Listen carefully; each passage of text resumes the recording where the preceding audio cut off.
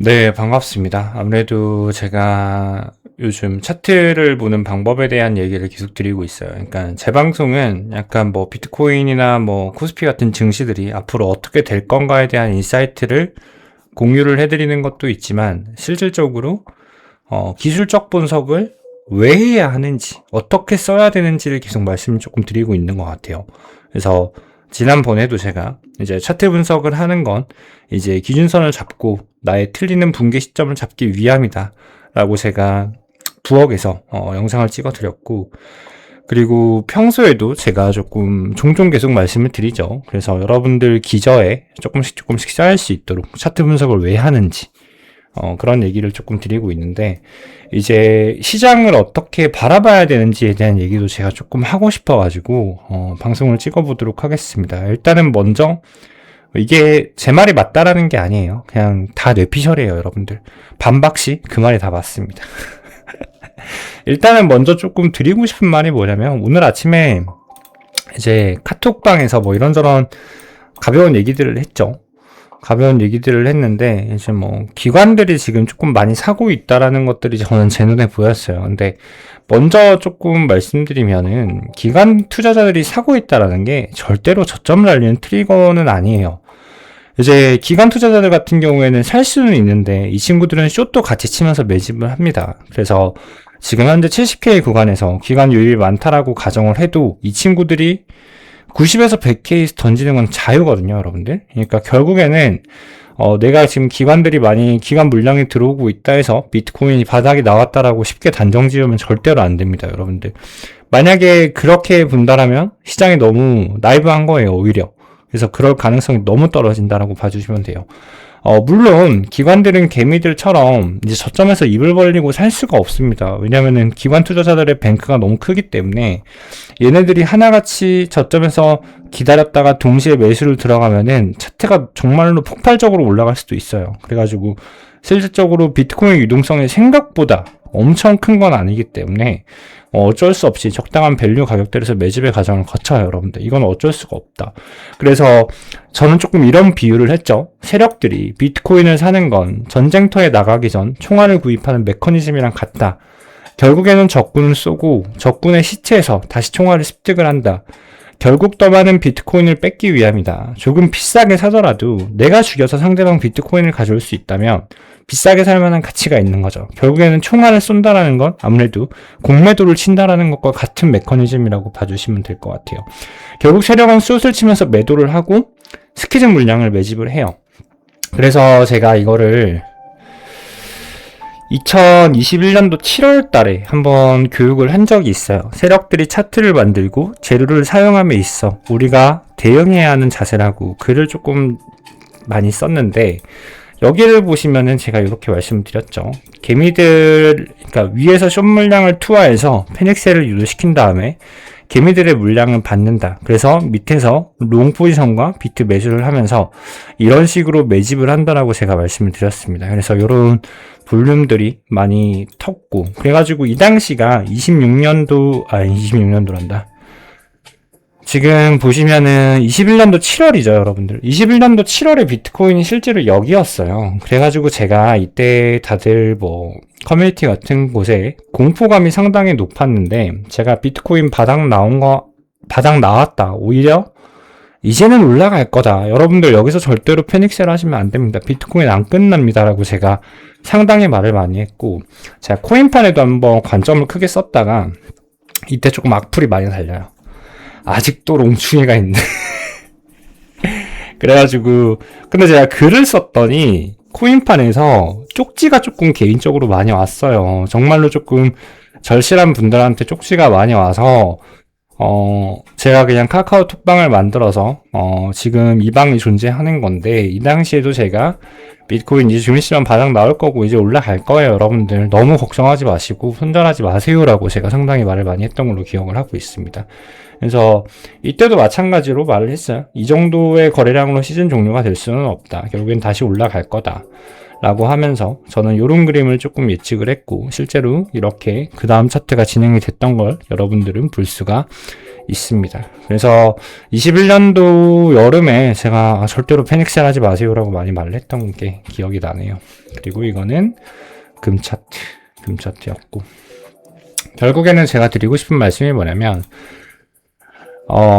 세력의 매집 메커니즘을 어느 정도 파악을 하고 계시면요, 여러분들이 아무래도 조금 노이즈에 조금 더 둔해질 수 있을 것 같아요. 그러니까 너무 시장을 문자 그대로 해석을 하려고 하면 안 되고, 혹은 문자 그대로 해석할 수도 있는 걸 너무 어렵게 뭘까 심리 싸움을 굳이 할 필요가 없다라는 거예요. 여기에 대한 메커니즘을 조금 알고 있으면.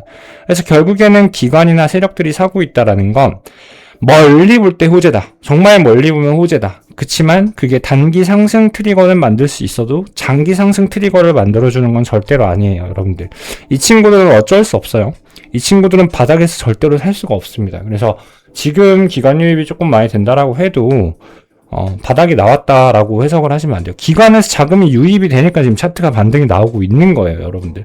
그뿐이거든요. 그래서 실제로 지금 차트가 반등이 나오고 있잖아. 돈이 들어오니까 차트가 반등이 나오지. 이거 뭐 공짜로 올라가는 거 아니잖아. 그죠? 뭐 당연한 거를 말하고 있어. 돈 들어오니까 올라가는 거예요. 근데 돈이 들어왔다라고 해서 이게 이렇게 올라갈 거냐? 이렇게 해석은 하면 안 된다. 올리다가 내렸다가 충분히 올렸다가 여기서 그냥 다 던져도 돼요. 다 던지진 않아요. 물론 얘네들은 매집을 해야 되기 때문에 어느 정도 총알로 쓰지, 결국에는 던지면서 자기들 수량 늘리는 게 목적이거든요. 그래서 충분히 이게 뭐 저점이 나왔다라고 해석을 하면 안 됩니다. 이런 것들로. 그리고 또 말씀드리고 싶은 게, 중요한 건 그거죠. 핵심은 지금 살고 있다는 거다. 결국에는 멀리 볼 때 호재다. 바닥이 나왔다라고 해석하면 안 될 뿐이다. 조금 더 거칠게 말하면 블랙록이 후구나. 그러니까 동네 구멍가게도 아니고 비트코인으로 단타 친다고 비트 사고 팔았다 하게 절대 아니에요, 여러분들. 결국엔 사고 팔고 하면서 매집을 하고 나한테 조금 더 최적화된 밸류를 뽑기 위함이고, 이러다 보면은 결국에는 비트코인은 엄청난 대상승이 남아있다라고 밖에 해석을 할 수가 없거든요. 그래서 결국에는 비트코인은 슈퍼사이클을 타고 제가 볼 땐 250K 위로 올라갈 거라고 계속 예전부터 말씀을 드리고 있죠.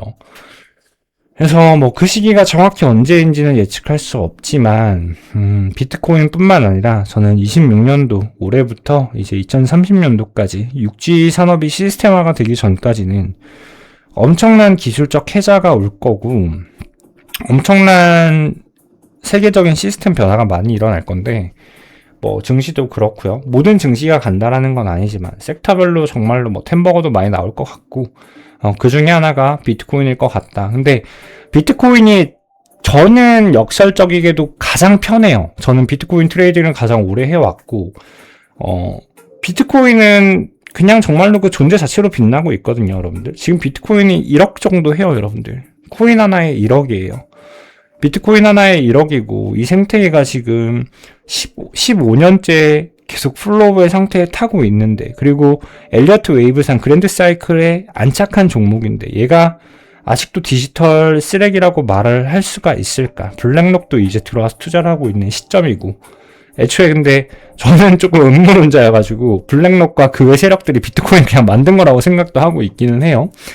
근데 결국에는 지금 그래서 비트코인 하나에 얼마 하면 1억 아니냐. 비트코인 그 자체로 빛나고 있습니다, 여러분들. 근데 기업은 기업의 펀더멘털에 대한 리스크가 분명히 존재를 해요. 물론 그래서 너 테슬라가 망할 거라고 생각해? 아니면 아니지. 근데 분명히 거기에 대한 리스크는 존재하는데, 저는 그냥 비트코인은 비트코인 고유 파동대로 그냥 정말로 우주로 날아갈 거라고 생각을 하고 있기 때문에, 앞으로 향후 5년 동안 저는 조금 역설적인게도 비트코인 투자가 가장 안정적이지 않을까라는 생각도 조금 하고 있습니다. 물론 뱅크 셋업을 하실 때는 비트코인만 하면 안 되겠지만, 그래서 일반 대중들은 아직까지는 비트코인을 리스크 자산으로 보고 있고, 비트코인의 가장 마이너한 투자와 마이너한 소액의 뱅크 셋업을 할 거라고 생각을 하고, 오히려 이제 조금 매그니피센트 세븐이나 이제 메저틱한 주식들에 조금 더 뱅크 셋업을 크게 둘 거라고 생각을 하는데, 저는 그렇기 때문에 비트코인이 조금 더 빛날 거라고 생각을 해요.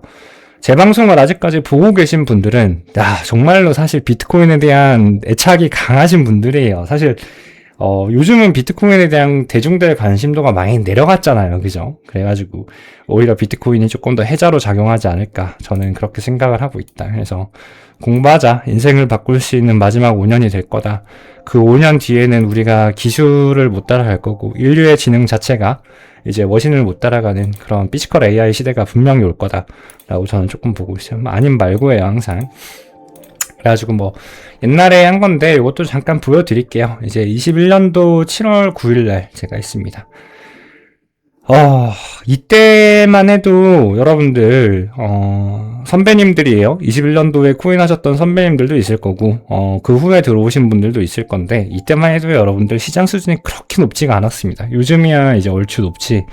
근데 제가 볼 때는 아직도 그렇게 높은 수준은 아닌 것 같다는 생각이 들어요. 이게 다들 어떻게 트레이딩을 하는지 몰라서. 근데 분명히 이런 인사이트가 여러분들이 앞으로 이제 인베스팅을 하는데 많은 도움이 될 거다. 비트코인 뿐만 아니라 저는 그렇게 조금 생각을 하고 있어요. 그래서 처음 이 방을 만들었을 때 말한 시장에 대한 이해에 대한 챕터가 지금이 될 것 같다. 먼저 비트코인을 처음 접하거나 차트에 대한 개념이 없는 분들은 늘 그런 질문을 한다. 누구 때문인가요? 머스크 때문인가요? 트럼프 때문인가요? 뭐 때문인가요? 이유에 대한 대답을 하기보다 먼저 도대체 이게 왜 중요한지 묻고 싶다. 이미 방향은 결정됐고 진행된 결과물에 대한 뒤늦은 이유를 찾는 게 의미가 있는가. 여기서부터 모든 게 잘못됐다라고 생각을 한다. 그러니까 결국에는 항상 여러분들 제가 말하고 싶은 건요. 재료에서 원인을 찾는 건 소잃고 외양간 고치는 격이고요. 재료를 보지 말라라는 게 아니에요. 그러니까 결국에는 어떤 매크로 지표나 어느 정도 플로우의 흐름을 타고 예측은 할 수가 있는데 그거는 결과가 나와봐야 할 수 있는 얘기고 그전에는 우리가 대비를 할 수가 없습니다. 트레이딩은 대비와 대응의 연속이에요. 사실 대비가 되어야 되고 대응은 이제 내가 어떻게 빠져나올 것인가에 대한 얘기인데 단순히 거시경제를 우리가 해석을 하는 수준에서 일반인들이요, 여러분들.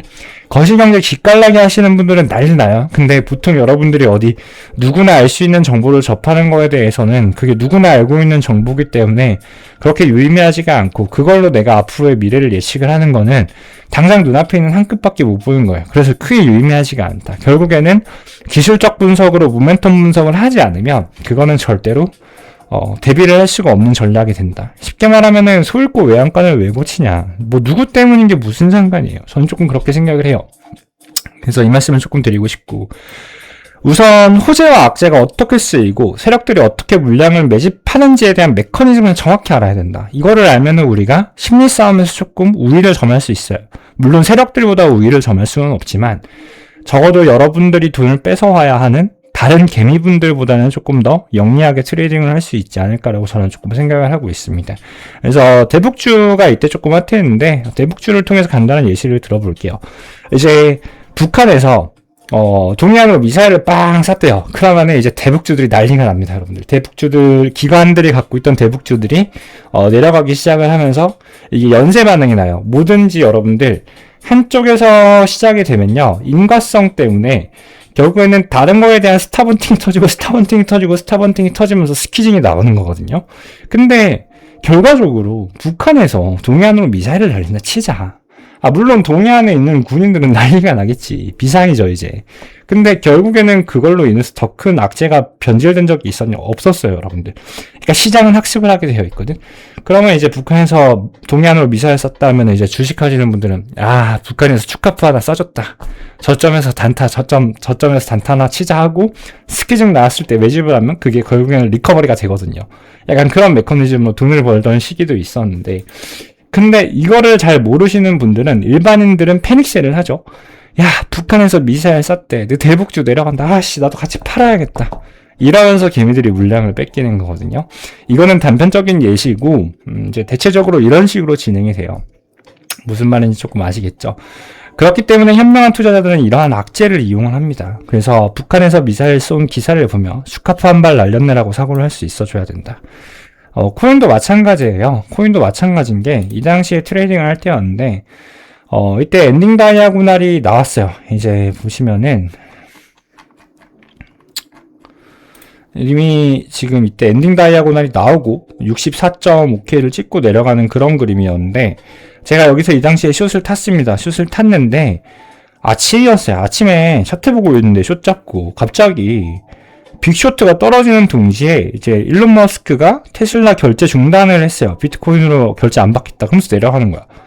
나는 이때 보면서 와 기깔난다. 어떻게 이 타이밍에 이런 게 나오지? 근데 여러분들 요즘 조금 잘 느껴지시지 않으세요?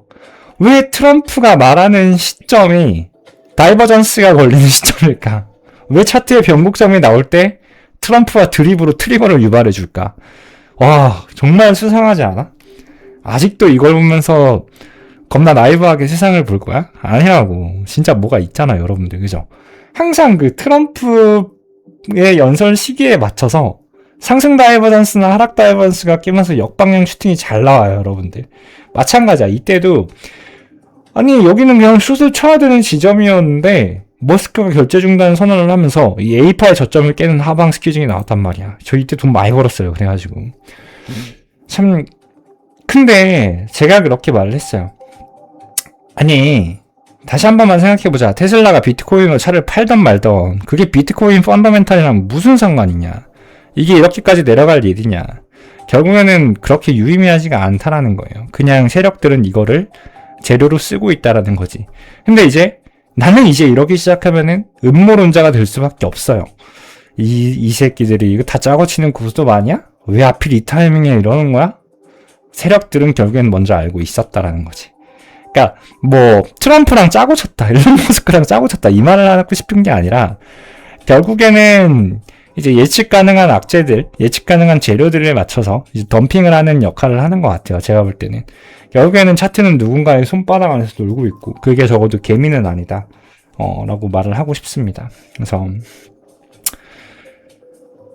우리는 좀 시장에 대해서 어떻게 생각을 해야 될지 다시 한번 조금 볼 수 있는 그런 거예요. 그런 거고. 뭐 그래가지고 결국에는 비트코인 결국엔 다시 올라갈 거다 해가지고 결국 다시 올라갔죠. 그래서 세력에 관하여 이제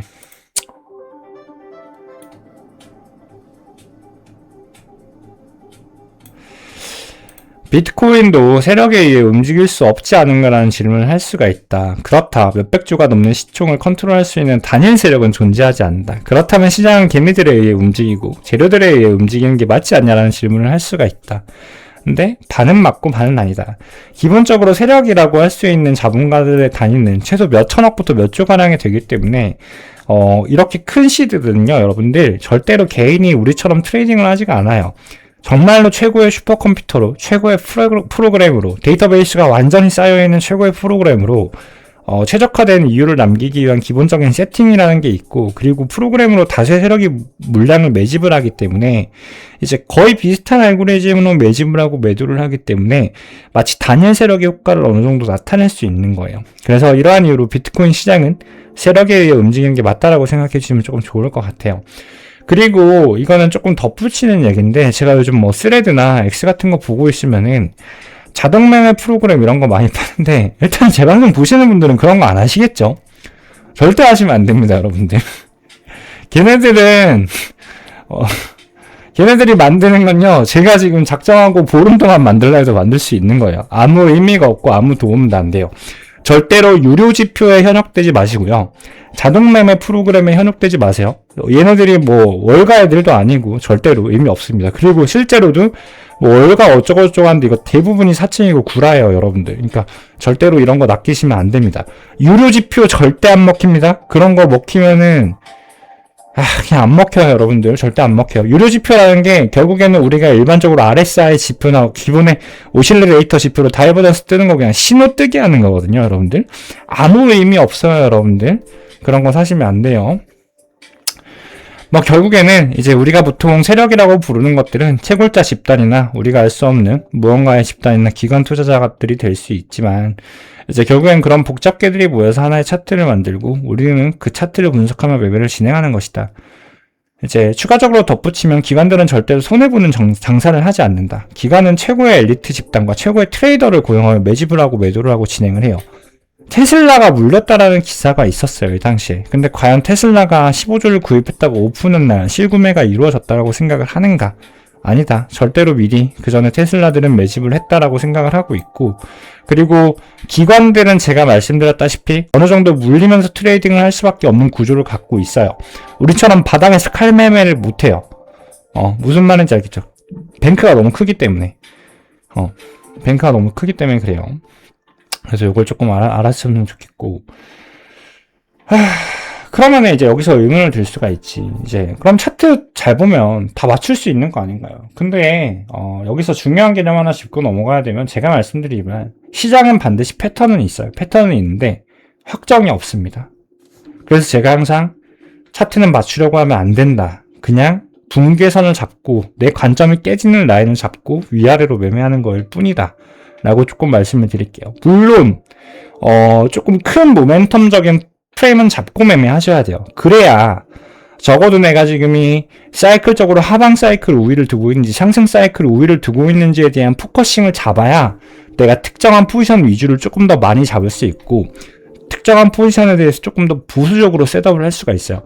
분명히 대응의 영역이고 대비의 영역이고 우리는 붕괴 시점을 잡는 건 맞는데, 메인 프레임에 대한 틀을 못 잡으시는 분들은 매매를 할 수가 없는 것도 맞습니다. 적어도 내가 진짜 분단위의 스캘퍼가 아니라면요. 일단 이렇게 말씀을 드릴게요. 결국에는 차트 분석을 해도 안 돼요. 차트 분석을 해도 확정이라는 게 없고 항상 블랙스완이라는 게 나와요.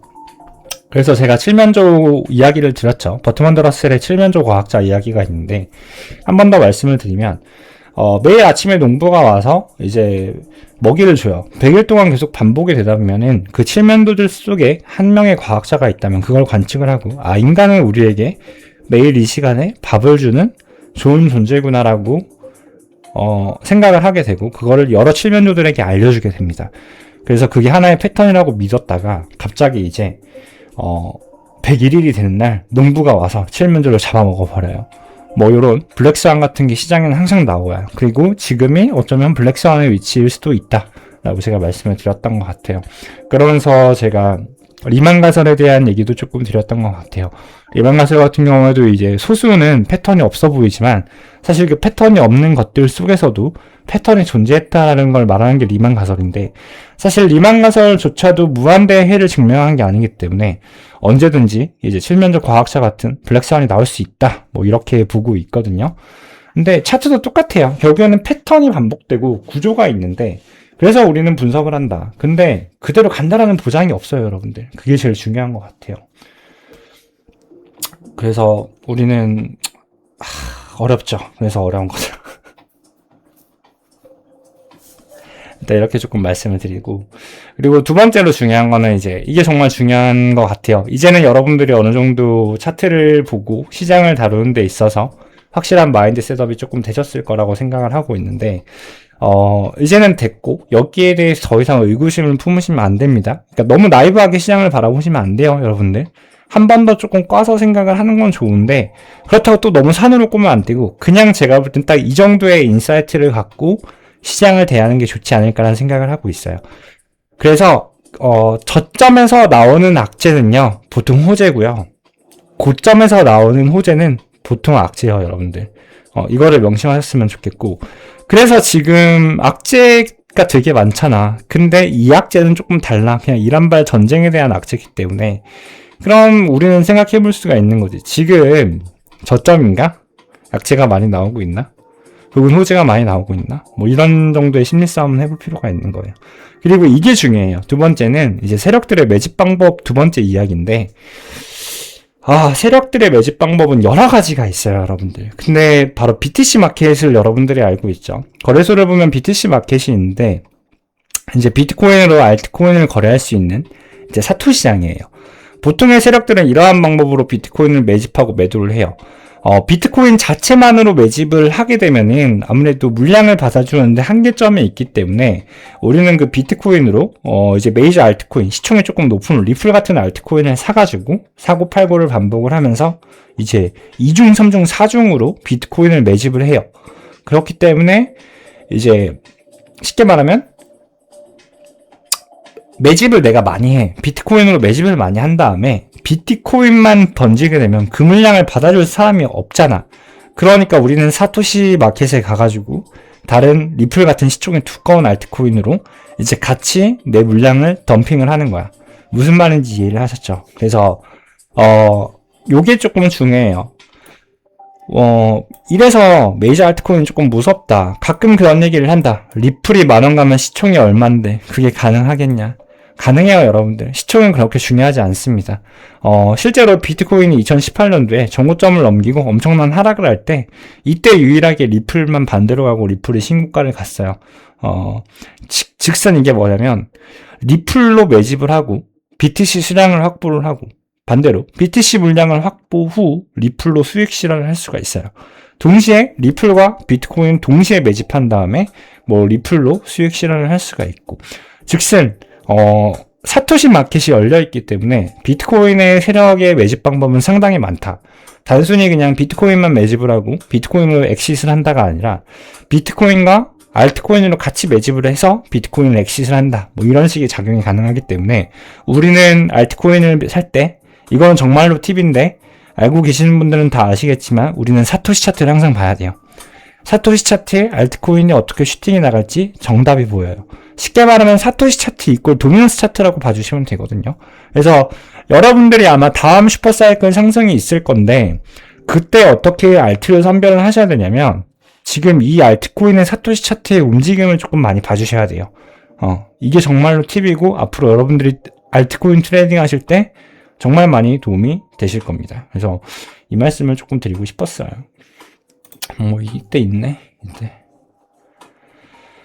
그리고 이때 아까도 말씀드렸지만 비트코인이 엔딩 다이아고날을 만들고 65K를 찍었을 때 이때 코인베이스 상장 이슈로 이제 신고가를 이렇게 찍어줬거든요. 그래가지고 제가 이때 미리 예측을 했습니다. 엔딩 다이아고날 나오고 있고 이제 한 번 더 올리면 피날레인데 코인베이스 상장 호재가 이때 있었어서 코인베이스 상장 호재로 이제 엔딩 만들고 내려가겠구나 라고 제가 조금 생각을 했었던 걸로 기억을 하고 있습니다.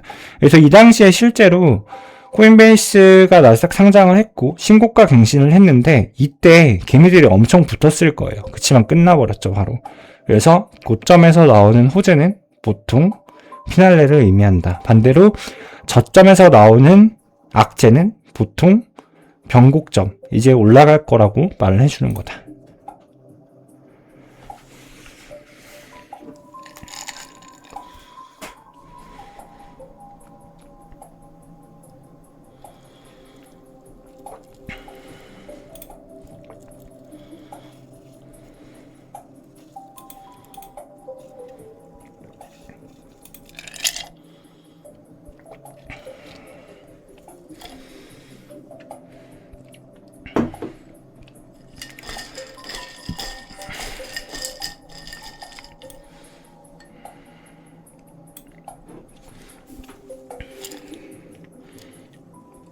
보이시죠? 21년도 7월에 제가 시즌 종료 없다. 10년간의 매집 물량은 지금 못한다. 결국엔 올라갈 거다. 이미 세력들은 이 시장에 돈이 든다라는 걸 알았기 때문에 이제 비트코인 펀더멘탈 자체가 깨지기 전까지는 계속 해먹을 겁니다, 여러분들. 그래서 아직 멀었어요. 아직 멀었고 아직 조금 더 해먹을 날이 많으니까 너무 걱정 안 하셔도 될 것 같아요. 그래서 우리는 앞으로 어떻게 비트코인을 가장 전략적으로 매집할 수 있는가에 대해서 짱구를 굴리면 돼요, 여러분들. 그걸 제가 여러분들 앞으로 최대한 조금 도와드릴 수 있도록 하겠습니다. 물론 제 말이 맞는 건 아니에요. 그리고 또 요거 있다, 요거. 이제 보통 알트코인 예전에는 그런 거 많았어요. 에어드랍 호재도 있고 그래가지고 저희도 오미세고 같은 걸로 작업을 상당히 많이 했었는데 요런 게 있어요, 여러분들. 몇 월 며칠 날 호재가 있다라고 발표를 하기 시작하면 차트가 올라가요. 그리고 재료로 올라가는 거는요, 여러분들 무조건 뭐든지 그래요. 재료 때문에 올라가는 거는요, 재료 당일까지 갖고 있으면 안 돼요. 그 전에 파셔야 돼요. 고점 시그널 나오면 팔아야 되고, 그리고 내려가다가 다시 한번 호재 당일날 반등을 해주는데 이게 딱 호재를 딱 오픈하는 순간 혹은 이제 그 재료에 대한 가치는 떨어지기 때문에 차트는 내려가게 되어 있습니다. 그래서 요거를 조금 아셔야 된다. 그래서 호재 당에는 딱히 뭐가 없거든요, 항상. 그래서 기대감으로 호재 전날까지 끌고 가는 건 상당히 위험해요, 여러분들. 호재가 떴다라고 한다면 일시적인 반등이 나올 텐데, 그때 그냥 먹고 빠지셔야 돼요. 요런 게 조금 있다. 해서 오늘 가볍게, 말씀을 조금 드려봤죠. 말씀을 드려봤는데, 결국에는 여러분들이 시장을 해석을 할 때 제가 이 방송을 왜 찍냐면 자꾸 추론을 하잖아요. 앞으로 시장이 어떻게 될 것인가 너무 궁금해들 하시고 유추를 하시는데 그 유추하는 과정에서 제가 조금 더 도움이 될 수 있지 않을까라는 생각에 제 인사이트를 한번 공유를 드려보는 거고 뭐 아니면 말고요. 반박식 그 말이 다 맞습니다. 그래서 가볍게 남겨봤습니다. 그래서 내가 하고 싶은 말의 포인트는 그거야. 결국은요, 여러분들, 비트코인은 엄청 많이 올라갈 거예요. 정말 상상을 초월할 정도로 올라갈 겁니다. 200%? 80대 200. 비트코인이 여기 가면 끝나는 거란 말이야? 지금? 비트코인이 15,000불 가면 끝나거든요?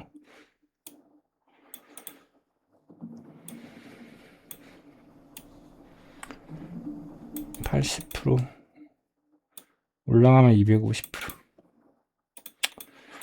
그 정도면 달달하지 뭐, 그지?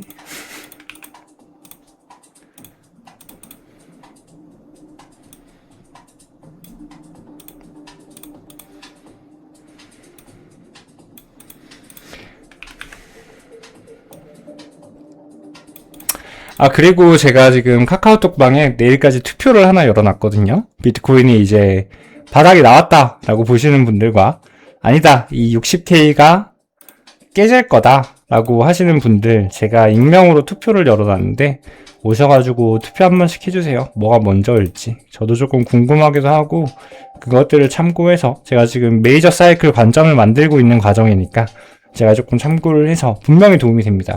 그래서 제가 조금 도움을 받도록 하겠습니다. 근데 뭔가 예쁘긴 하다, 그지? 채널 딱 밟고, 그지? 어떻게 될지 한번 보자고.